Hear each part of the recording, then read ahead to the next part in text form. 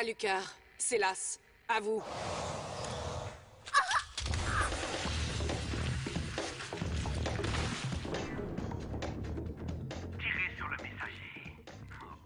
Bonjour à tous.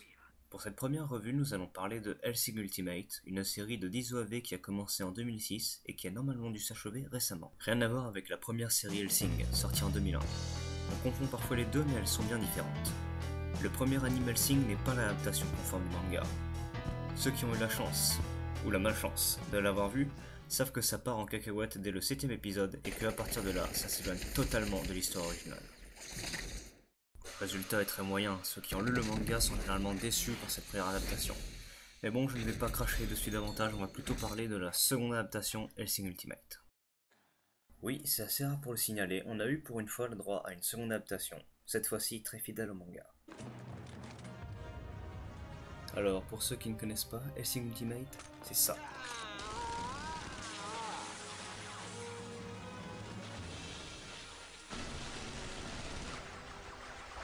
Mais c'est aussi ça.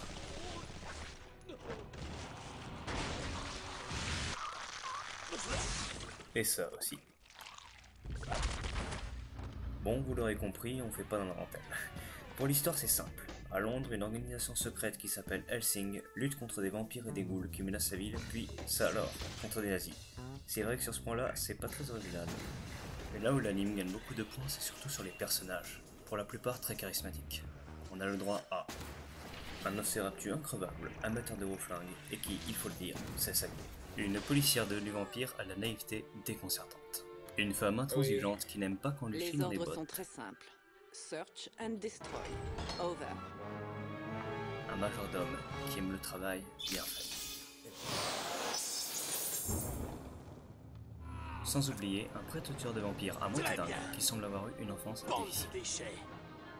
Vous allez goûter à notre châtiment divin. Ainsi que l'indispensable emmerdeur de service, comme on en trouve dans tous les animes et qu'on n'arrive pas à détester. Ce n'était pas prudent de votre part, Major. À part ce dernier exemple, on est bien loin du cliché des héros enfants ou adolescents.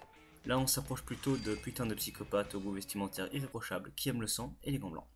Au niveau de l'univers en lui-même, ça reste assez fidèle à l'image que l'on se fait généralement du vampire. Le titre de l'anime peut se traduire par « l'enfer chante », la grande classe quoi.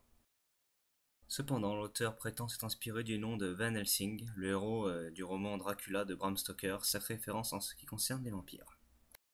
Et oui, dans Helsing, les vampires dorment dans les cercueils. Oh. Bonjour, mon maître. Lève-toi. Ça commence à devenir particulièrement intéressant. Et bien sûr, ils boivent du sang, et on peut même dire que ce sont des gros sofards. Pour faire un dernier rapprochement, on peut voir que le nom Alucard, écrit à l'envers, donne Dracula. Oui, je prononce Alucard sans D à la fin, et si vous n'êtes pas content, eh ben allez vous faire foutre. Pour ceux qui auraient oublié, Alucard est aussi le nom du héros de l'excellent Castlevania Symphony of the Night, comme quoi on reste dans le sujet. Bon, niveau ambiance, c'est sombre, c'est glauque, mais c'est surtout l'aspect épique qui est très appréciable, même si on frôle parfois l'exagération permanente. On va pas se plaindre non plus, parce que c'est bien connu, plus c'est surréaliste et incroyable, plus on aime ça. Il y a un autre point sur lequel je voudrais insister, c'est la violence. Et oui, depuis Elfenlied, je pensais que plus rien ne pouvait me choquer. J'avais tort. Je dois dire que la surenchère de sang est tellement poussée qu'on tombe rapidement dans l'excès. On atteint rapidement le paroxysme du dégoût et c'est passablement insoutenable pour les gens normaux. En même temps, une histoire de vampire sans diffusion de sang, c'est inconcevable. Comme une pizza 4 fromages sans fromage ou un tout sans mode lunatique. Pour conclure, je peux dire que cet anime est particulièrement marquant et qu'en termes de qualité, il est largement dans la partie haute de ce qu'on nous propose depuis plusieurs années. Dans le genre, c'est un titre culte et même indispensable.